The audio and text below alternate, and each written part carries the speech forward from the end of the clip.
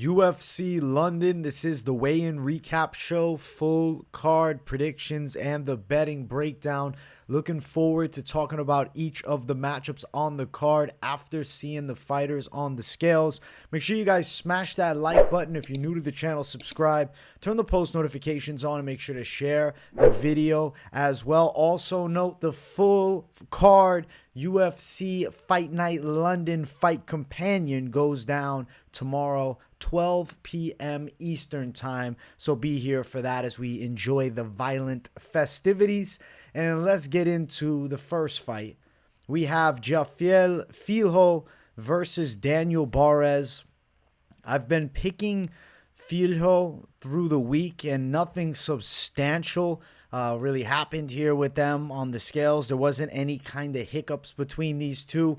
I do think that it's a hard fight for Filho, but he's definitely, as of recent, been in there with better competition than Barez. I feel like he will have a clear-cut grappling advantage, and it's not like Filho is a fish out of water in the stand-up game for a guy with the jiu-jitsu skill set that he has. Barez does look more impressive in recent fights in his striking. He looks quite slick with the kickboxing, but I've said it all week and I'll reiterate it here on this show. Combined opponents of Barez's last 4 victories, 37 and 39. I have no doubt that Daniel Barez is a skilled competitor, but I think Filho has advantages in the grappling, overall in the higher level of fight experience inside of the UFC now for him, taking on Mukayev and nearly ripping his knee off. I mean, he did rip it apart. He did rip it off. He just didn't get the tap. So I think Filho here is definitely going to be live on the ground. I could see him more so controlling position with Barez and winning it on the judges' scorecards. The pick on the first fight has been Filho all week long. I will bring up the ceremonial weigh-ins. Let's look at them facing off here, and we'll see how the intensity was at the stare down. Obviously, both guys are in shape as expected with these flyweights. You can see that Filho is the slightly larger guy. I just feel as though that will aid him in not only the grappling having a size edge, but even in the stand-up, regardless of Barez's potential slickness. Filho can still strike too, and because of the grappling threat, punches and kicks on the feet will surely open up. I see him using the grappling advantage to overall win the fight. Won't be crazy if Filho gets a stoppage, though. It won't blow my mind. I'm thinking there is a chance for later sub, but I've been calling Filho by a decision. Note this. Money line is your best bet here. Minus 113 for Filho, minus now 101 for Barez. The lines are, pretty damn close. We have a near pick'ems fight. Probably goes over a round and a half at minus 240. I'd say that the percentage of success on that overplay is high, more so due to the fact that flyweights tend to go over that 1.5. So minus 240 at over 1.5 is not bad at all. Filho to win this fight by a submission is plus 375, with a Filho decision at plus 275. I think both of those are very live methods of victory. I'd be more surprised with a KO, as would the books, at plus 525. Best option with the highest confidence lies is on the money line side. Filho to win here against Daniel Barez. He's also 4 years younger, and I like his chances in this fight. So I'm going with Filho to start it off. Let's keep running. Next fight on the card. It's a ladies matchup. Bruna, Brazil versus Shauna, Bannon. Picking Shauna Bannon. I have been all week long. And I'm not going to just bring up the officials. I'll bring up the ceremonial weigh-ins. Actually, for the entire video, I have specific official weigh-in pictures that I feel to put emphasis upon. Not just everybody, because unfortunately, MMA Junkie didn't drop it for the entire official weigh-in section. Here, we'll just go through some ceremonials. I'll tell you this much. As far as how the fighters looked on the scales, both are in shape. I will say, neither girl is expected to be overly muscular here in this fight, so it's not, super huge about the physiques, but I do want to see them go nose to nose in the face-off. There's Bruna, there's Shauna Bannon, and then there's a face-off. You can see Bruna, Brazil, fairly taller. This looks like a good 2.5 3-inch height advantage for, not super substantial, because Bannon now is going to have a reach advantage even though she is the shorter girl. It is going to be interesting to see how the kicks of Bruna Brazil are going to be working here. Bannon looks funny in this face-off. Like, I don't know. She almost looks like a doll, just the way she's staring at Bruna Brasil in this picture. I think that Shauna Bannon beats her in a gutsy and competitive decision, but I'd be lying to you if I would tell you it's a high confidence call. I think that it's a bit of a coin flip fight. I want to see Bannon's debut before we can back her with confidence in fights in the future. Now, because she is also an underdog at plus 130, I guess there would be slightly more incentive to look to play the dog with a little something if you're looking at the betting side, if that's something you want to do. I don't think that Bannon is a bad dog, and I am picking her to win the fight, but just what we've seen from her is limited. And as you know, on the other side, it is with Brazil in some sense. I mean, she has the Contender Series win, and then obviously she fought Denise Gomes and got knocked out. I'm picking Shauna Bannon. I'm going to say she wins a decision here. I think it's a very hard fight, and I'm expecting it close, probably going long. The over 2.5 sits at minus 275. Odds-wise, I'm not saying do it, but if you told me that the lines were even, minus 110 on both sides, I do like over 2.5 in this fight here. Bannon by a decision is plus 150. Don't love that play. If you're going to touch the underdog Bannon, I suggest you would just touch money line, even though it's probably going longer. She probably wins a decision, but Bruna Brasil is still, a tricky foe for Shauna Bannon's UFC debut. She's definitely not out of this fight completely. So underdog pick, we're going Shauna Bannon, but a competitive fight for sure. Next fight on the card, we have a striker's delight.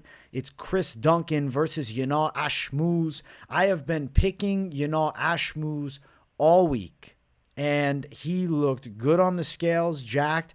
Duncan looks solid too, but I really like Ashmouz's chances of getting it done with the hands. I've been picking Ashmouz.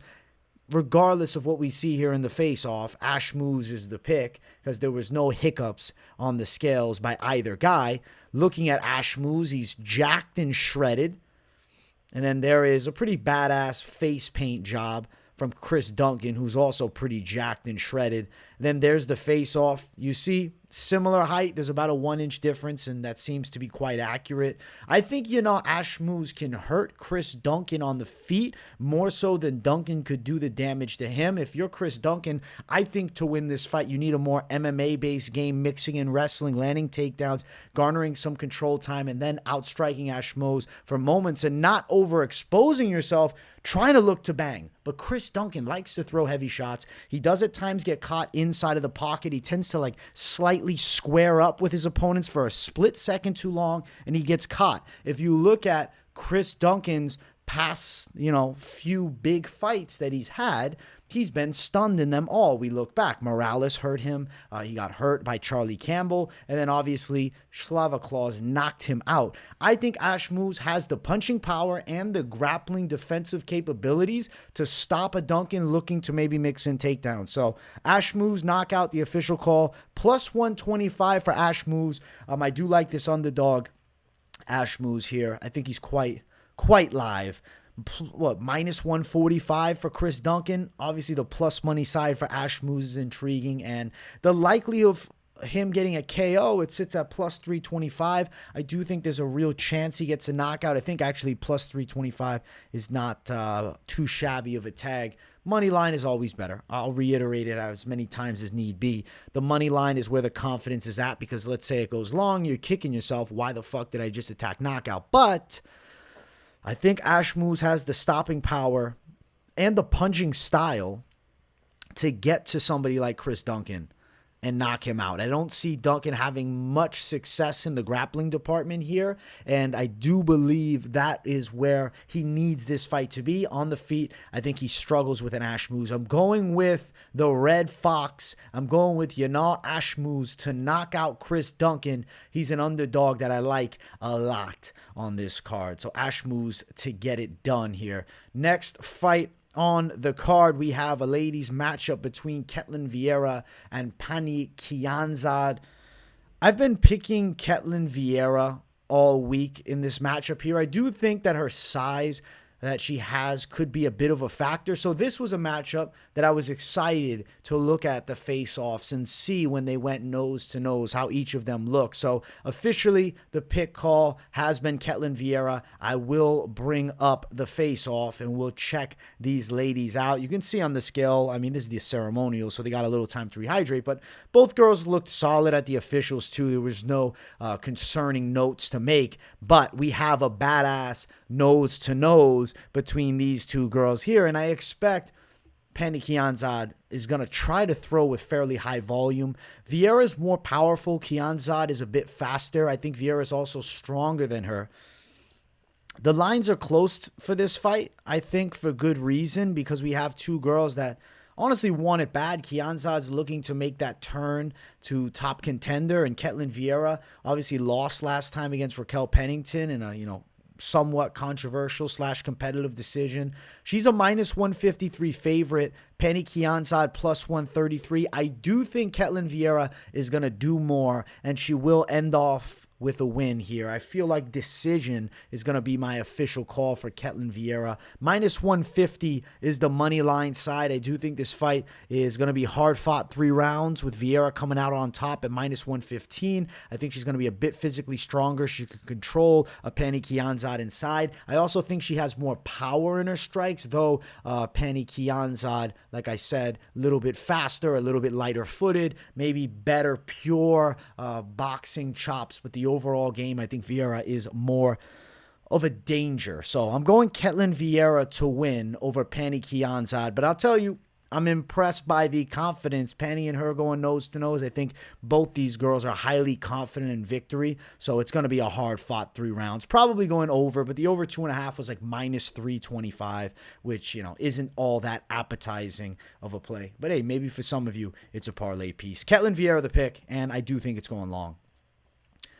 Next fight on the card, we have Bryan Barberena versus Makhmud Muradov. Now, this is a fight where I was very interested to see how Bryan Barberena is going to look moving up to 185 pounds as a guy who I never thought of as a large 170-pounder. So interesting matchup. Now, the pick all week, it has been the side of Muradov. I do expect him to be able to beat a Bryan Barberena with a more well-versed kickboxing style as opposed to Barberena. A decent southpaw, scrappy brawler boxing style. He's kind of nasty and close, but from range, there's an advantage for Muradov. He's the bigger guy. So let's just jump to the face-off and weigh-in here. I will bring up the official scale, though. I want to pull up specifically Barberena. There is him at the weigh-ins, fully rehydrated. But let's check him out here. He actually doesn't look much different from ceremonials to official. Rocking with the black nail polish.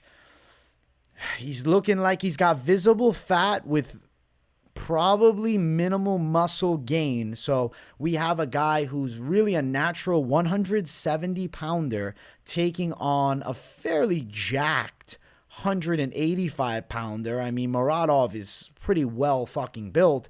And then we have the face-off there. Listen, Muradov is evidently leaner and larger. Bryan Barberena, you know what? Looking at him from the side, he's definitely put on a little bit of fat, but I see a little bit of muscle gain in the arms. He's put on a little thickness.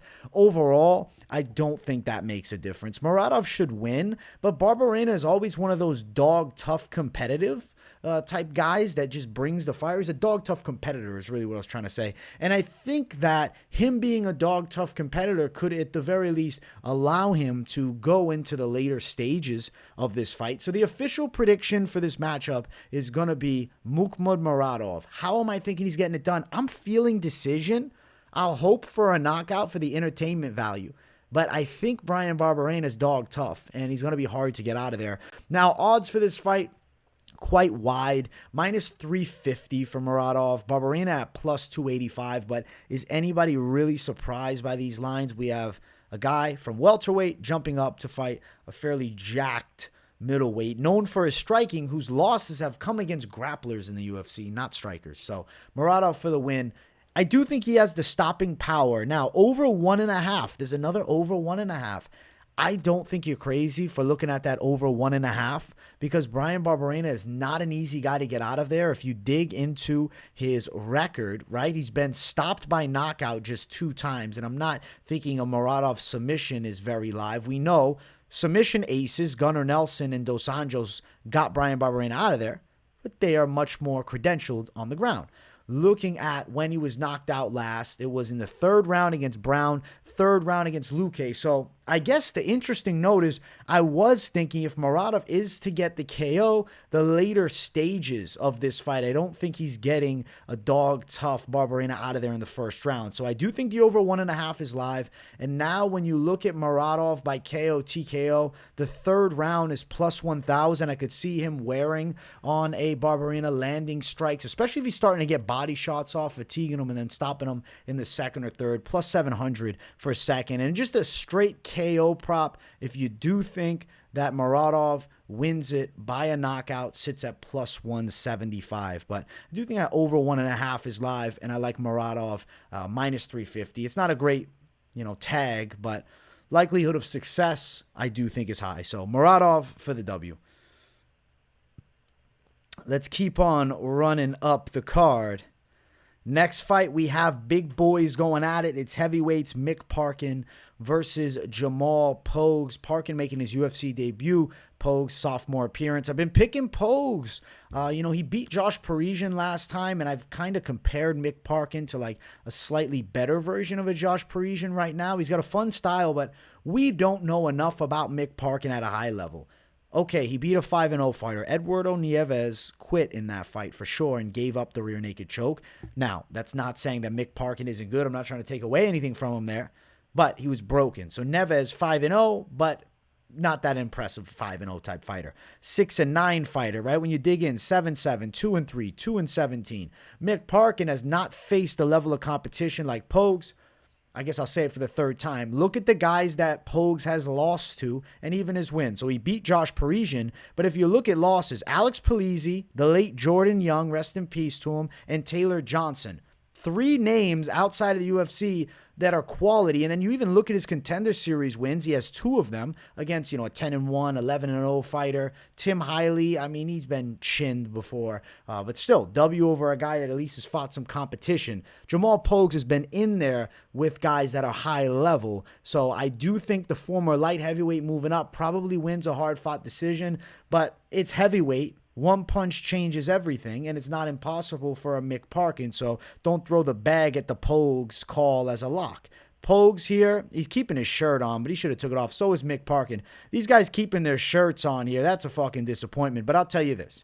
You don't really need to see neither one of their physiques, man. I wanted to fucking compare them a little bit at ceremonials, but both guys have visible body fat and are not menacing builds. They don't look imposing. There's no Brock Lesnar's between these two. These are more, the Justin Tafa type builds or the Roy Big Country Nelson type builds. More amongst that level as opposed to the Ngannous, the Gans, and the Brock Lesnar's of the UFC. But yeah, I do think Pogues is going to beat him.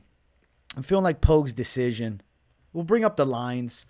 Let's check out the odds here. Pogues to win is a minus 155. He probably pulls it off, but Parkin, he's in the UK. He's at home in England.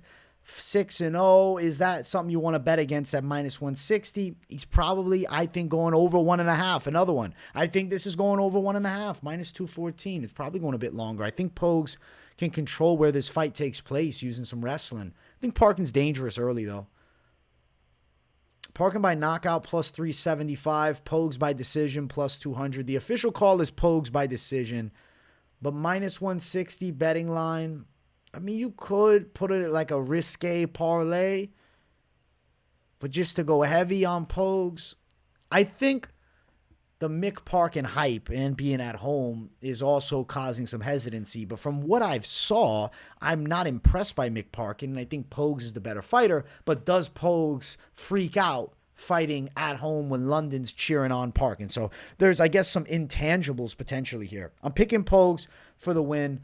Minus 160, the official tag. Betting-wise, do with that as you will. Maybe a parlay piece. Maybe you're going at it money line. But over 1.5, I also think is pretty live. Next fight on the card, it's Marc Diakiese versus Joel Alvarez. I've been picking Joel Alvarez throughout the entire week, and it seems like a lot of people really feel like Marc Diakiese is an all-American wrestler now, and he's just going to take down and bully Joel Alvarez. Alvarez is a dangerous guy from the bottom. He's got a good strangle.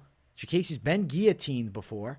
I feel like Joel Alvarez is going to beat him, man. I think the striking, Alvarez is meaner in the stand-up, though Diakiese is probably a bit faster and more athletic overall. I feel like Joel Alvarez by submission is quite live, especially if he's having striking success. Diakiese is going to shoot, and I think Alvarez could lock up the neck. So I'm going to go Alvarez by sub as the official prediction. Now, it's not an overwhelming look on the scale. It's not like anything overly concerning, really, but I did want to bring up the Marc Diakiese official scale and look at how he looked here, because I think that at the very least it's just worth mentioning he looked a little bit off his game. Didn't do a flex, was kind of cold just there. All right, let's go. I don't know. I didn't love the body language from Marc Diakiese. Now, I've been picking against him all week long, too. So, regardless of the scales, nothing was, I don't think, going to change here. There's Joel Alvarez shredded and ready to rock. There's Marc Diakiese, who does look better at the official weigh-ins. And then, or rather the ceremonial, and then the face-off. Listen, both guys are in shape. I think Alvarez subs him, man. I just don't like Diakiese's body language here. I think that you might even see Diakiese underperform, a little pressure of being at home. Alvarez ripping him with big punches and then, finding the neck because Diakiese essentially gives it to him. I think Alvarez is going to end up potentially breaking Marc Diakiese. So I'm calling it win by sub for Joel Alvarez, and I am pretty confident that he beats Diakiese. Minus 205 for Alvarez now. A lot of people seem to have touched that line, but it's around minus 190. It opened all the way up at minus 350. It's come down a lot because people like that Diakiese dog side. I think we are going under at minus 180, but I like sub for Alvarez. Plus 125 is not huge plus money, but I'm expecting him to find the neck. What's Alvarez by second round sub? Alvarez second round sub plus 650. First round sub is plus 300. Interesting. I think Alvarez by submission, and yeah, he's a bit wide in the minus 200 range, but he should win the fight, and I expect him to strangle Marc Diakiese here. I like Joel Alvarez for the victory. Let's keep on moving up the card. Next matchup is Danny Roberts versus Johnny Parsons. This is one that I will bring up the official weigh-in for Johnny Parsons because he had some difficulty making weight. He had to have the box brought up. And I've been picking Danny Roberts. Johnny Parsons, there's a couple red flags that I've been hearing through the grapevine. His speaking upon concussion symptoms in an interview, and then him now struggling on the scale. And also the fact that he is fighting a guy who's 4 inches taller with a 5-inch reach advantage in Danny Roberts, who, yes, 36, doesn't look to have slowed down and does have some knockout power. Now, Parsons is a dog-tough style, a guy that can take big punches, but I think Danny Hot Chocolate Roberts could potentially put him away. So I've been calling a Roberts knockout. I'm still calling a Roberts win by knockout. I want to bring up Parsons on the scales. This is going to be him without the box in the way. Now, he doesn't look awful, right? But he's not a super lean guy for the 170-pound weight class. And also, take into consideration, he's an undersized guy at 5'9". And then you have also trouble making the scales, making weight. I think there's a lot of red flags around Parsons, man. I think Danny Roberts is going to chin him. So I'm going to go Danny Roberts to win in this fight here. As far as the ceremonials, there's Parsons. See, there's visible body fat there. So he didn't lose the fat getting down. He chose to cut that extra weight. I think he's a 55er. And then we got Danny Roberts, who doesn't have an ounce of fat on him. And then we got a face-off. Listen, Parsons is dog tough. He's going to bring fire. It's going to be a good back and forth early, and I think Danny Roberts chins him in the second or third. So give me Danny Roberts knockout as the official prediction here, and let's look at the odds for the fight. Danny Roberts is a slight favorite, minus 122. He opened up at minus 170, and at one point was an underdog. And then on the other side, Parsons is a plus 102 dog. And let's also look at the knockout prop for Danny Roberts. Plus 325 for KO. it's not a stretch that he gets a KO here. Now, Parsons, notably durable, especially, I mean, you watch him fight Solomon Renfro. He's taking bombs. Then he finds a way to win that fight. Decision win for Roberts, plus 250. It's a very close money line. I think Danny Roberts is quite live here as a close money favorite in a near pick'ems fight. So give me Danny Roberts for the win. I am going to call knockout victory, but just Danny Roberts winning is also pretty good too. I think he's beaten Parsons. Next fight on the card, it brings us to the featured prelim of the night. It's Davy Grant versus Daniel Marcos in the biggest fight of Daniel Marcos' life, and Davy Grant in a huge spot fighting in the UK. I'm picking Daniel Marcos to win. I think he's slicker than Davy Grant. There's a lot of power with Davy Grant, and he's a pressure brawler style who, you know what, also has submissions in the arsenal. Inverted triangle, I believe, last time out against a Sun Sao. He's a dangerous fighter. Daniel Marcos just looks incredibly slick with his shots, especially down the center, and I think he can find home to some clean ones on a guy who's a little bit wider with his strikes than Davy Grant. So I have been picking Daniel Marcos. I am still picking Daniel Marcos, but let's check these fellas out on the scales. There is Daniel Marcos, shredded, ready to go. This is at the ceremonial, so they're not sucked out, but nobody looked awful at the weigh-ins. You could tell both these guys had a cut, but it was nothing substantial, on point and on weight. They filled out nicely, and then you got a nice face-off here. Similar frames by both men. I mean, there's a lot of similarities. Similar height, similar frames. I think slickness favors Marcos, but this is the biggest fight of his life. Got to be some pressure, too, going to the home country of Davy Grant. But I think Marcos is going to shine. I'm going to go Marcos to beat the dog-tough Davy Grant on the judges' scorecards. I respect the durability of Grant. Minus 142 for Marcos here to Grant at plus 122. Now, you know, the line is just swelled as I'm talking about it. Minus 150 to plus 131. I think Daniel Marcos pulls this one off in a competitive 3-rounder. He just lands more significant strikes and gets a W. Now, it's obviously a hard fight. Davy Grant, a gritty fucking veteran. You know, this is one of those fights. I know a lot of people probably are like, yo, I'm going dog. I'm going Davy Grant. I respect you on that side. Grant by KO is plus 425. Marcos by decision plus 200. Fight going over is minus 140. You know, personally, I think Marcos is going to win. He's a good prospect, but this is a huge step up in competition for him. So maybe not the greatest money line bet of all time for me, but maybe included in the parlays towards the end. So keep your eyes peeled for it. I like Daniel Marcos to win, but it's hard to, you know, go against Davy Grant with high confidence against somebody in Daniel Marcos who's yet to prove himself yet, especially if he's minus 150. If you flip the lines for me and you give me plus 120 Daniel Marcos, I really do like an underdog bet there. So I think he's probably winning the fight. It's just that minus 150, I have to take into consideration the odds there to play it. But yes, Marcos, I think, pulls it off in a very hard-fought 3-rounder. Watch for those front kicks up the center. He's got a pretty special style, man. He's crafty as fuck, and I'm excited to see it. Let's jump to the main card. If you guys haven't yet, make sure you smash that like button, and if you're new to the channel, subscribe. It's Lerone Murphy versus Josh Culibao. So I've been picking Josh Culibao to win a gutsy, hard-fought split decision against Lerone Murphy, who is unbeaten. Now, Josh Culibao only has 1 loss as a pro, and he's riding a nice 3-fight winning streak. I feel like it's one of those coin flip matchups. I just think Culibao is going to have a slight kickboxing speed edge, just by this much. Enough so that I think he can take Lerone Murphy, take the O away, give him his first L, give him the 1. 12, 1, and 1. Yeah, I like Culibao's chances. I've been picking him, but obviously I recognize the, you know, undefeated fighter on the other side is Lerone Murphy. Culibao is there. Lerone Murphy is there. Jesus, Lerone Murphy looks in shape. Then we got a face-off. Murphy at home. A lot of pressure maybe, though.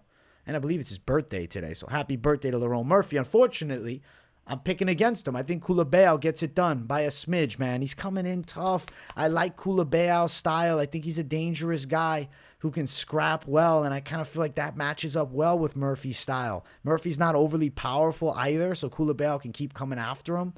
I'm going Culibao for the W. Now, as far as the odds, Culibao is a plus 115 underdog in a fight that he opened all the way up at plus 190. So there is, maybe a bit of love for Culibao. Now, Lerone Murphy's a minus 136 favorite. I like Culibao to get it done. Culibao to win, decision, plus 300. Fight going distance is minus 175. I think it's going distance here. And the over 2.5 is minus 200.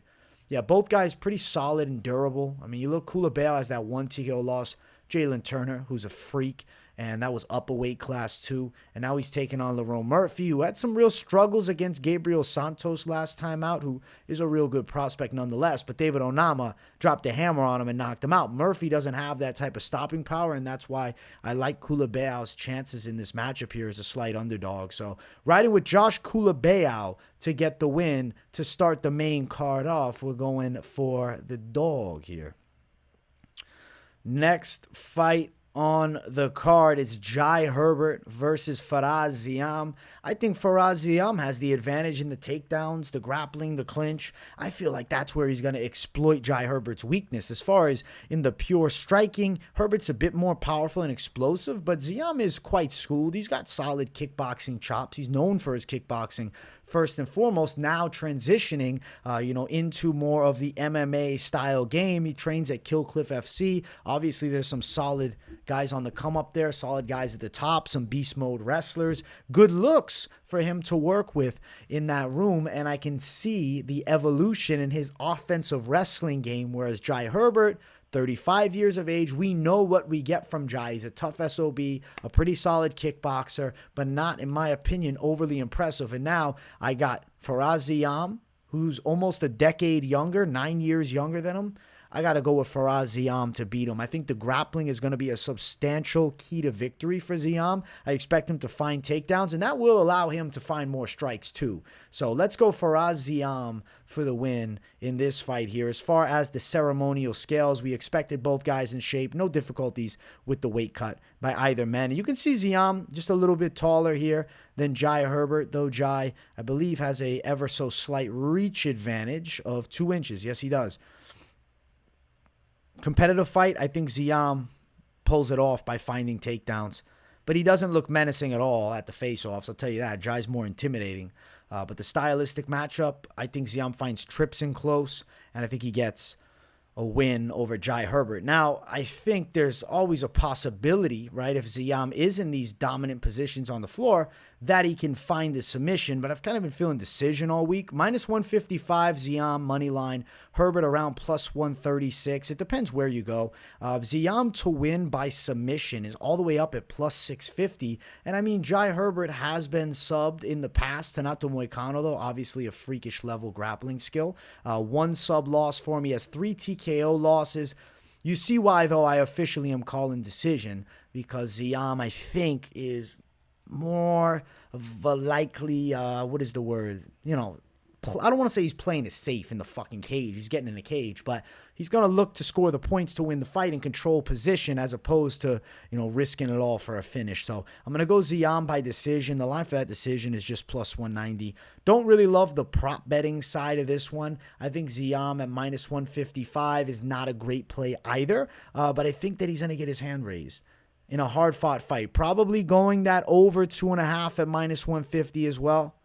I like Faraz Ziam. I think they're going long. I'll pick Ziam by decision officially, but a little degen sprinkle on a plus 600 or more sub for Ziam. If you're seeing it like me, thinking it's going to the ground, I don't think you're crazy at all. So Ziam, the smile killer, to get it done in London. Next fight on the card, it's Andre Muniz versus Paul Craig. Paul Craig making his middleweight debut. Of course, I got the official weigh-in photo. I'll bring it up in just a moment. But I do want to say, I'm picking Paul Craig. I have been picking Paul Craig all week. I think he's more dangerous when it comes to striking skill. And now you also have an extremely dangerous guy in the ground in Craig. Yeah, Muniz has very solid jiu-jitsu too, but he doesn't really have a dangerous stand-up game for my liking in a matchup with Paul Craig. The guys that I fear for Paul Craig against are guys that can crack. That is not Andre Muniz. Let's pull up the scales. Let's look at these guys. First thing, let me bring up Paul Craig and show how the frame looks at 185 pounds for a first time. Now, I will tell you this, he looks rather skinny at 185, but that's not necessarily a bad thing, right? Especially with more of a grappling style. Those long arms and legs can definitely play into factor if they're skinnier, locking them up on their necks. I think that Paul Craig's choice to drop to 185 at least looks like a good one on, the screen here in front of us, but we're going to have to find out when he actually gets into the cage. How does he look against Muniz? There is Muniz.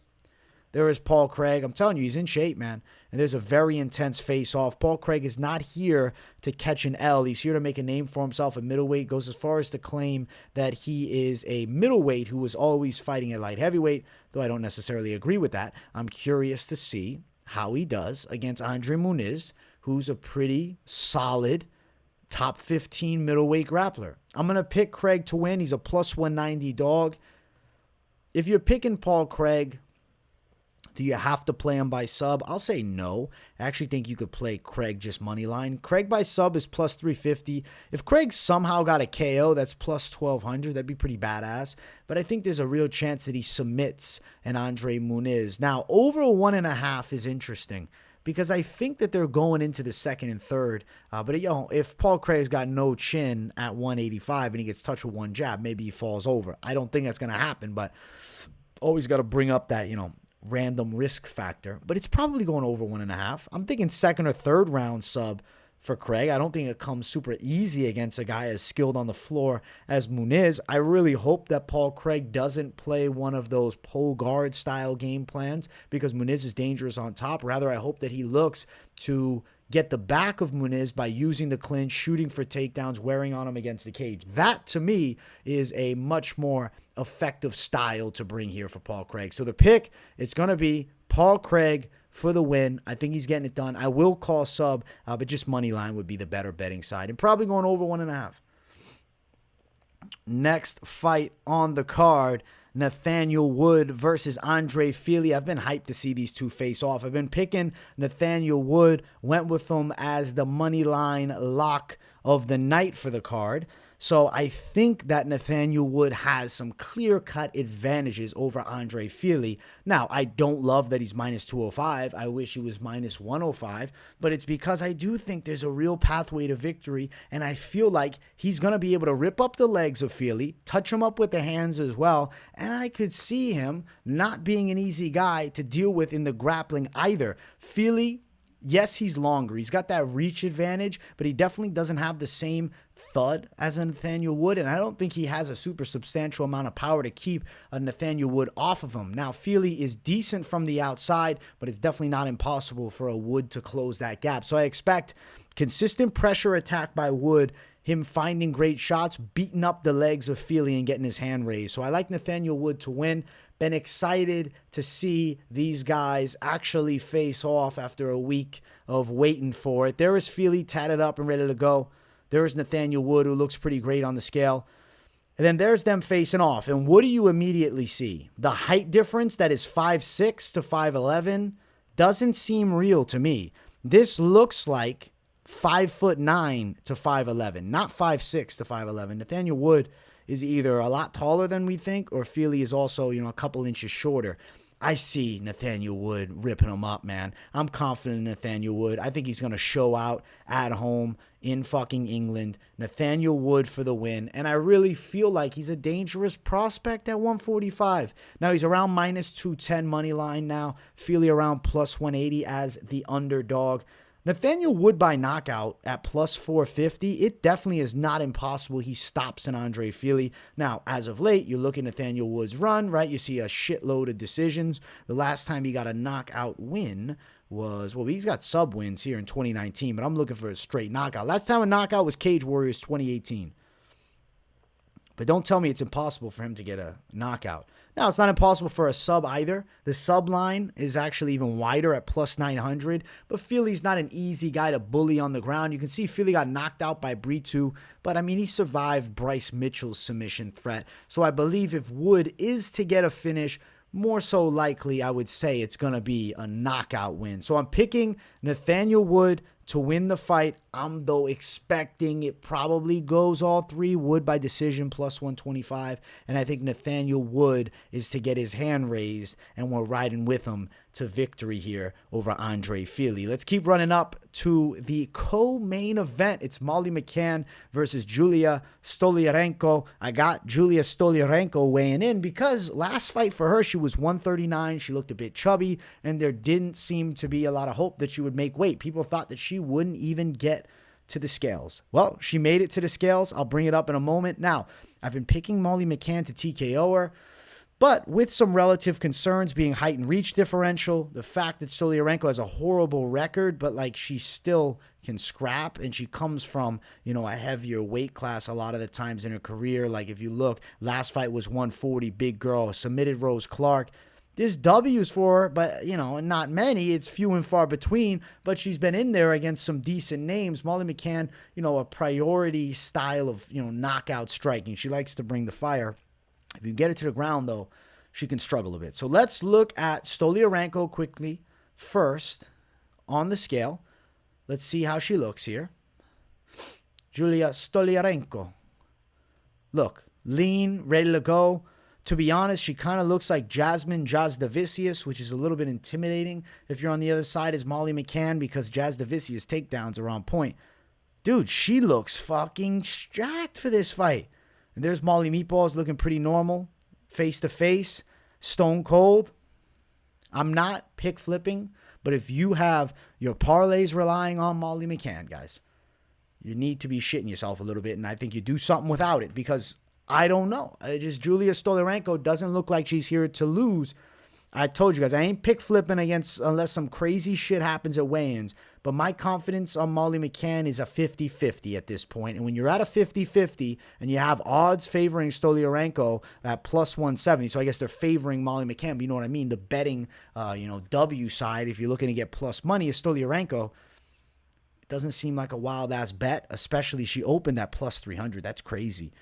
Molly Meatballs by KO has been my call all week. I still believe the KO is very live because Stoliarenko was broken by Chelsea Chandler last time out, but this is a much different matchup than that. Imagine Stoliarenko subs her, though. Stoliarenko by sub, plus 325. Stoliarenko TKO, plus 1,400.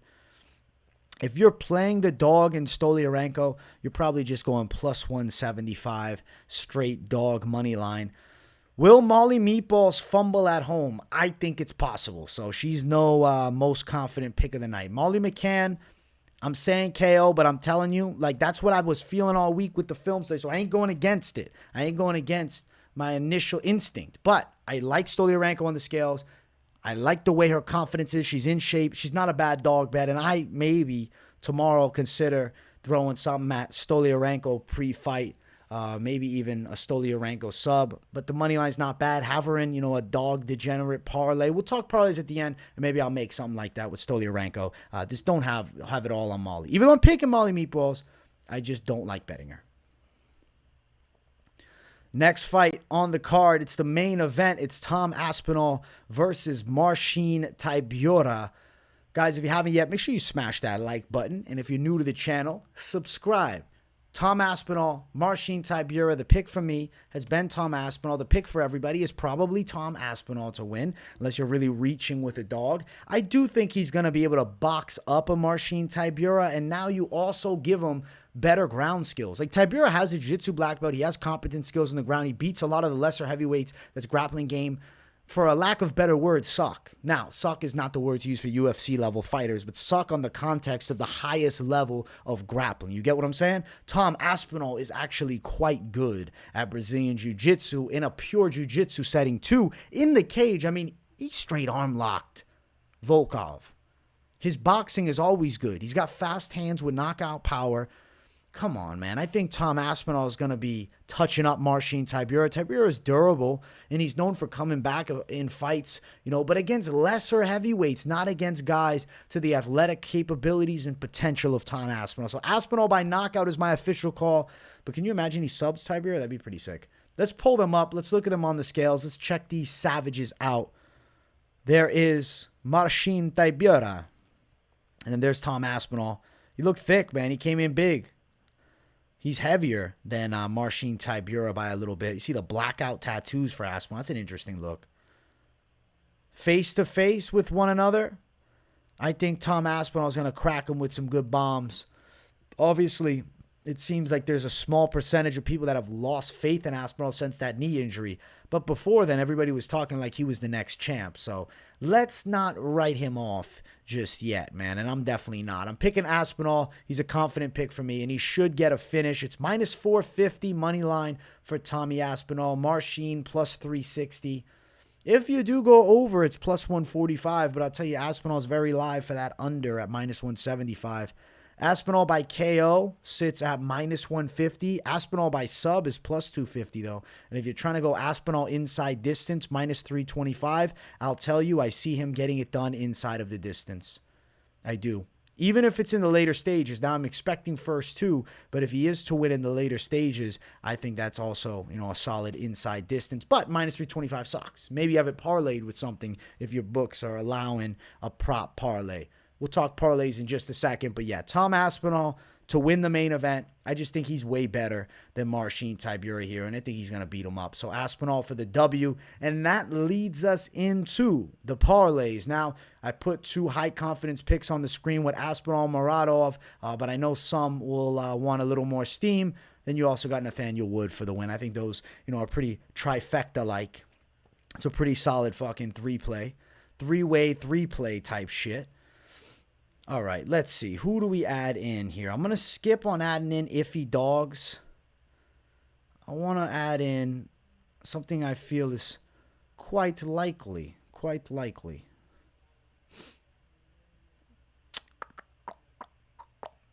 Dude, Danny Roberts is good close money. But then I want to do a new parlay without all these other guys. I'm cleaning the slate, okay? Danny Roberts, right, with a close money play with him and Filho.